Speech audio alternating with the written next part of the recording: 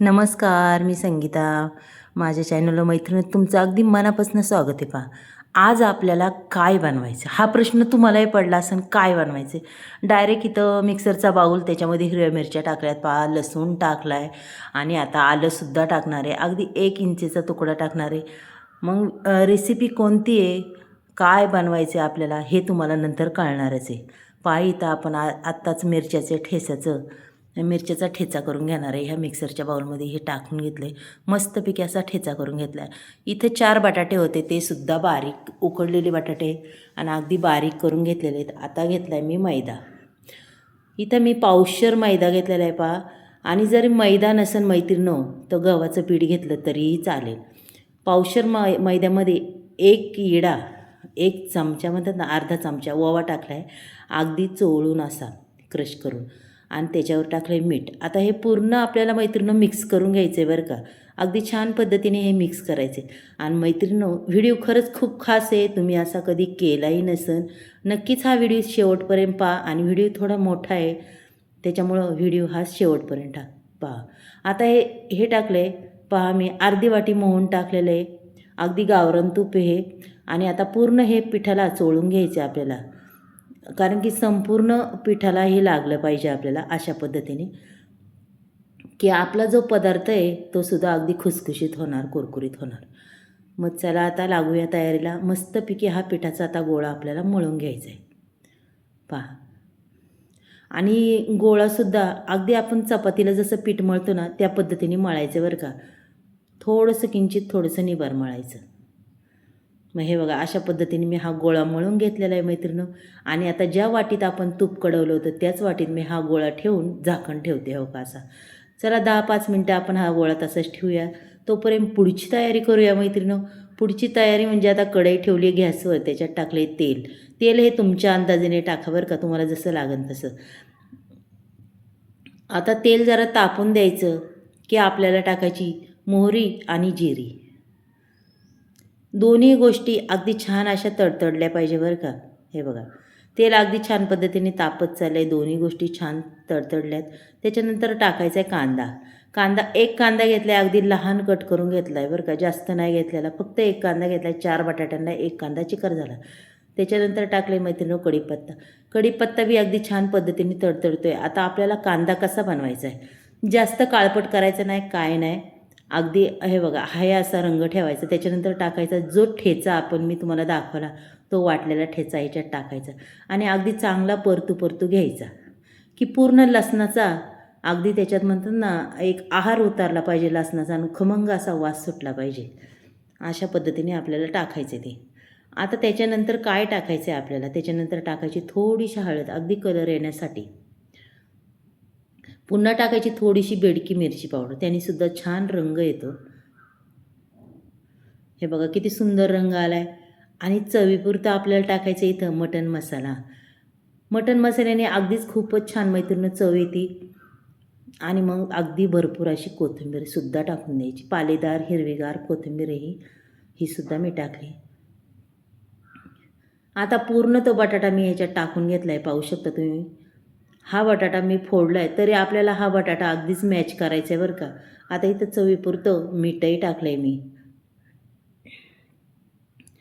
आता मीठ टाकून हे संपूर्ण बटाटा मी हलवून घेणार आहे. काही आता जरा थोडा हलवणार आहे आणि पुन्हा मॅच करायला सुरुवात करणार आहे, कारण की एकही गुठळी आपल्याला राहायला नाही पाहिजे बरं का ह्या बटाट्याची. हे बघा, अशा पद्धतीने हा बटाटा पूर्ण मी हलवून घेतला आहे. आणि आता याने असा मॅच करून घेणार आहे.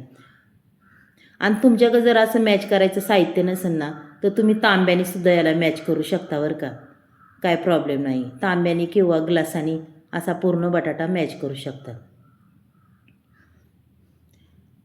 बटाटा अगदी चांगला मॅच झालेला आहे पहा. आणि आता आपली भाजी तर रेडी झालेली आहे. चला आता हा गोळा घेऊया. गोळा अगदी छान पद्धतीने मैत्रिणीनं भिजलेला आहे पहा, मस्तपैकी. आता त्याचे घ्यायच्यात आपल्याला उंडे काढून. मग आता हे उंडे किती होतात ह्या पिठाचे पाहायचे, आणि मग पुढची आपल्याला तयारी करायची. 3 उंडे तर झाल्यात, अजूनही 3 होतील, म्हणजे 6-6.5 उंडे तयार होतील आपले. पाहू शकता.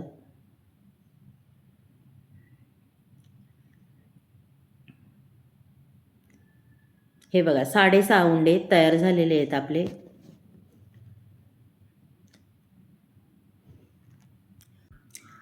आता लागू द्या पुढच्या तयारीला. आता इथं एक उंडा घ्यायचा आणि आपल्याला घ्यायची पोळी लाटून. पोळी म्हणजे अगदी चपाती. अगदी तुम्ही चपाती लाटताना त्या पद्धतीने लाटायचं, कारण की हे कसं आहे, हे मैद्याचं पीठ आहे. तुम्ही जेवढं लाटसान, जेवढं पातळ करसान तेवढंच छान होणार आहे. आणि खरंच खूप पातळ मस्त करा. आता मी ही कोणती रेसिपी करणार आहे नक्कीच तुम्हाला नंतर नाव शेवटाला सांगणार आहे. पहा, शेवटला नाव सांगणार आहे. आधी आपण ह्या पोळ्या लाटून घेऊया मैत्रिणी.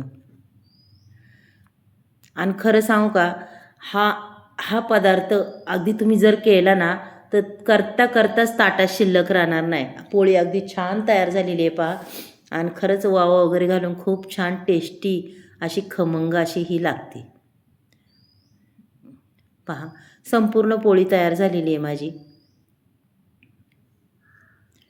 इथं मी एक पनीरचा तुकडा घेतला आहे बघा, चांगला चौकोनी आकाराचा आहे. आता मी त्याचे 3 तुकडे करून घेणार आहे. आता हे 3 केल्यात, पण पुन्हा आपल्याला मध्ये एक करायचा आहे. पहा, जास्त मोठा ठेवायचा नाही, नेमका आपला असा लमकुळा तुकडा काढायचा आहे बरं का. आता तुम्हालाही प्रश्न पडला असेल की नक्की काय बनवायचे, पण व्हिडिओ पहा. व्हिडिओ खूप खास आहे मैत्रिणींनो आणि खूप सगळ्यांना आवडेल अशी ही रेसिपी आहे आजची. आता ह्या पनीरच्या तुकड्याचे झाले 6 तुकडे. पहा, अगदी हे 6 तुकडे मी केलेत लांबडे लांबडे, पाहू शकता तुम्ही. हे बघा, अशा पद्धतीने आपण संपूर्ण हे 6, आणि आपले पिठाचे गोळेसुद्धा 6चे. आता ह्या पोळीला मी मध्ये कट मारून घेते. पहा, अगदी शेवटपर्यंत मारायचं बरं का. त्याचे 2 भाग आपल्याला करायचे आहेत.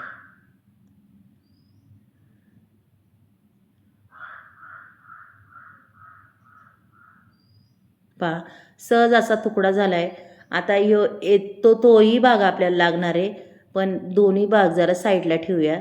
चला, आता ज्याच भागावर आपल्याला चपातीच्या अर्ध्या भागावर काय करायचं आहे, आता तुम्ही पाहसानच मी काय करणार आहे.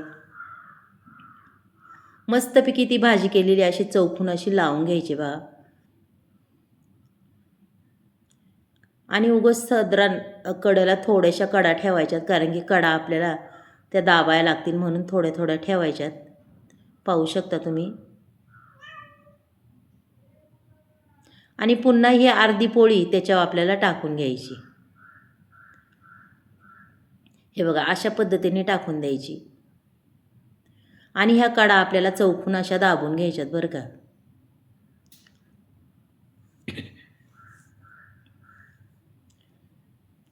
अशा दाबून जरा हाताने हे करून आपल्याला थोडंसं लाटणं त्याच्यावर फिरवायचे, म्हणजे आपलं मिश्रण आहे ना पूर्ण असं कडेला वगैरे जातं बरं का. आणि असं नाही की खाली चिकटन वगैरे, पण चिकटत बिकटत काही नाही मैत्रिणींनो. हे बघा, आता इथं हा पनीरचा तुकडा घेतला आहे मी. आता अगदी मस्त त्याच्यावर असा ठेवणार आहे. आणि आपल्याला ही पोळी बघा, फक्त त्याला थोडीशी गुंडळून घ्यायची, जास्त बी नाही आहे की आपला तुकडा फक्त झाकला पाहिजे.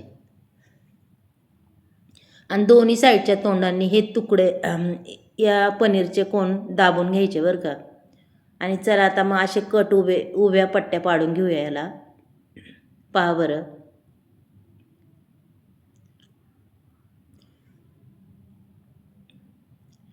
अशा पद्धतीने ह्या पट्ट्या पाडून घ्यायच्यात बघा. आणि आता मी पट्ट्या पाडून घेतल्यात. पहा पुढं काय करते ते बी पहा. आपल्याला कसं बनवायचं काय, आता याला पीळ मारून घ्यायचं आहे आपल्याला बघा. असा प्रत्येक पट्टीला असा पीळ मारून घ्यायचा आहे आणि रोलच्या तिकडच्या साईडला टाकून द्यायचं आहे. हा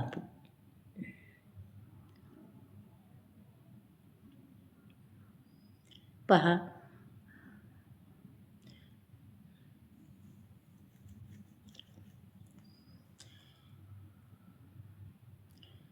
मग चला, आता तुम्हाला बी खूप घाई झाली असं. नाव काय आहे ते ऐकायची. मी तुम्हाला आज नाव सांगते. ह्या रेसिपीचं नाव आहे रोल पनीर मटर. रोल रोल पनीर बटाटा. हा रोल पनीर बटाटा पहा आज कसा तयार होतोय. एवढे सुंदर तयार होणार आहे, अप्रतिम, दिसायला बी खूप सुंदर दिसणार आहेत हे.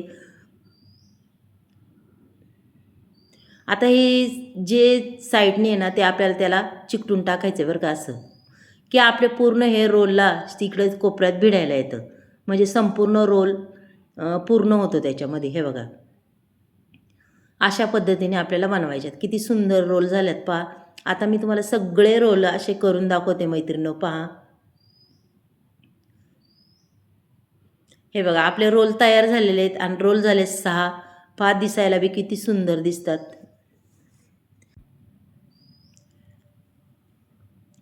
चला, रोल सगळे तयार झालेत. आता आपण कढईमध्ये तेल तापायला ठेवूया. बघा, तेलही तापत आलेलं आहे अगदी मस्तपैकी. बघा, जास्त गरम नाही करायचं सुरुवातीला तेल,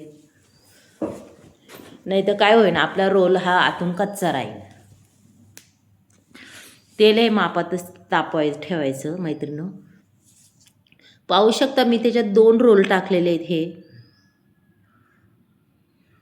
आणि आता हे अगदी कलर येतोपर्यंत मैत्रिणींनो भाजायचेत बरं का आपल्याला. आणि कलर बी एवढा सुंदर येतो, खरंच खूप सुंदर येतो, अप्रतिम येतो.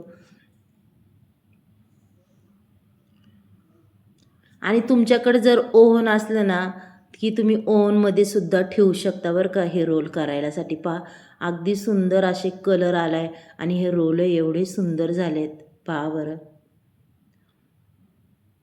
अहो, हॉटेलमध्ये जर खायला गेले तर खरंच खूप महाग डिश ही, पण तुम्ही घरी करा.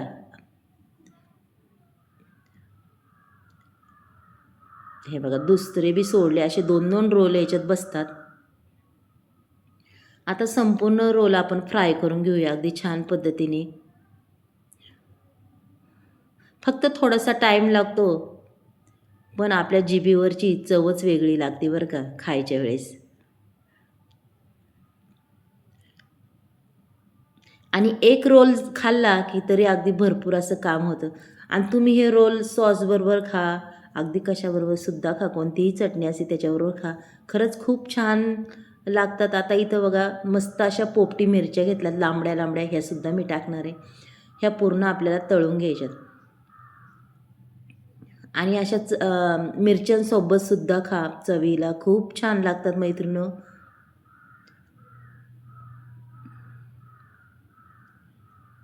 मग पहा, तुम्हाला माझ्या या छान छान व्हिडिओ आवडतात का नाही नक्कीच मला सांगा मैत्रिणींनो. आणि आजची ह्या रोलची रेसिपी कशी वाटली ती बी सांगा.